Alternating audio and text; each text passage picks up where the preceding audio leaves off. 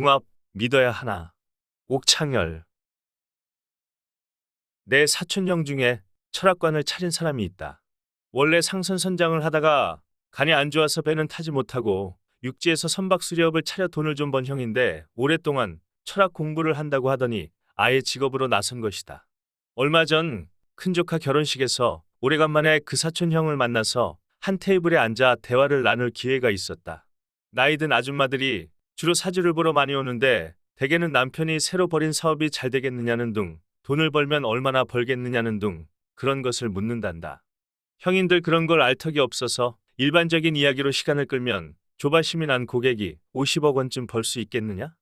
라며 구체적인 액수가 등장하고 할 수 없이 50억은 어렵고 5억 원쯤 벌겠다고 구렁이 담 넘는 식의 대답을 안 할 수가 없다고 한다. 사촌형은 스스로 자신의 사주풀이가 엉터리라는 점을 암시하면서도 궁합에 대해서는 맞는다고 우겼다. 어떤 과학적인 근거를 대지는 못하고 그냥 경험적으로 바르다고 느낀다는 뜻 같았다. 반박을 좀 하고 싶은데 나이가 근 10살 많은 형이라 어려워서 그러지도 못하고 듣고만 있었다. 내 형 중에는 고등학교 때 형수를 만나서 오래 연애를 하다가 결혼한 형이 있다. 결혼 전에 어머니가 사주쟁이에게 가서 궁합을 보았는데 궁합이 나빠도 보통 나쁜 게 아니더란다. 둘이 결혼하면 어느 하나가 죽을 팔자더란다. 그래도 오래 연애를 해서 물릴 수도 없고 찜찜하지만 그냥 결혼을 시켰는데 아들 하나 딸 둘 낳고 잘만 살았다. 그 형수는 전라도 분인데 예의가 바르고 음식 솜씨도 좋았다. 형 집에 가서 밥을 먹으면 방금 지은 더운 밥에 돌돌만 김밥과 잘 익은 김치랑 멸치볶음을 내놓는데 어찌나 맛있는지 마파람에 개눈 감추듯 했다. 현직에 있을 때 여직원 하나가 하루는 인생 상담을 해왔다. 대학 때 만나서 10년 가까이 열애하다 결혼하려고 하는 남자가 있는데 남자 측 집안에서 갑자기 궁합이 나쁘다며 반대를 한다는 것이었다.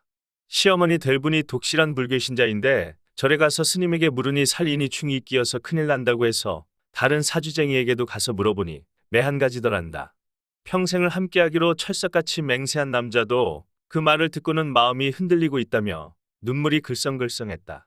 나도 불교를 오래 믿었지만 불교의 가르침은 그게 아닌데 무슨 그런 사이비 스님이 있느냐고. 그런 미신 믿지 말고 그냥 도망가서 결혼을 하든지 애를 베든지 해버리라고 충고했던 기억이 난다. 멀쩡하게 사랑 잘하는 청춘 남녀를 도와주지는 못할 망정. 무슨 그런 엉터리 불제자가 다 있는지. 인도의 전통 철학을 기반으로 탄생한 불교는 윤회설을 주장하는데 선한 업을 많이 쌓으면 다음 생에 더 좋은 세계에서 더 좋은 현신으로 태어난다고 가르친다. 운명이란 게 미리 정해져 있는 게 아니라 자신의 노력 여하에 따라 얼마든지 달라질 수 있다고 한다.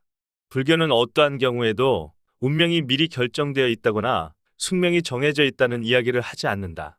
불가촉 천민도 도덕적으로 선한 업을 많이 쌓으면 다음 생에는 브라만도 될 수 있다는 게 석가의 혁명적인 가르침이자 거기에 불교의 위대성이 있는 것이다.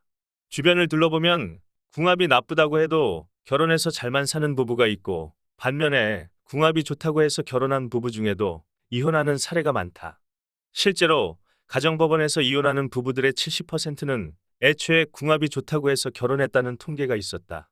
따라서 과학적 근거도 없는 사주니 궁합 같은 걸 맹신할 게 아니라 차라리 결혼 상대 집안의 유전질환이나 정신질환 등 결혼 생활에 지장을 초래할 만한 결격 사유가 없는지를 살펴보는 게 더 현실적이다.